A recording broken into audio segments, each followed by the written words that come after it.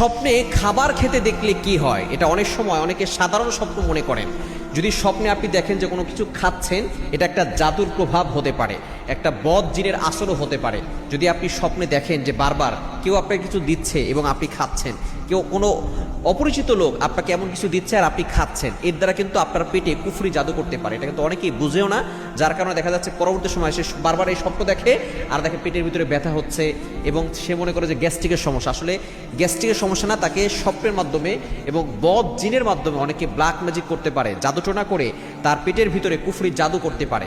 এজন্য স্বপ্নের মাধ্যমে যদি কখনো কিছু খান তাহলে অবশ্যই আপনি সতর্ক থাকবেন। আপনি কি করবেন এক্ষেত্রে? আপনার পেটের কুফরি জাদু আপনি কাটবেন। এটা 5 ওয়াক্ত নামাজ আপনি মাস্ট বি পড়বেন। নামাজ না পড়লে কোনো আমলে কোনো তদবিরে কাজ হবে না।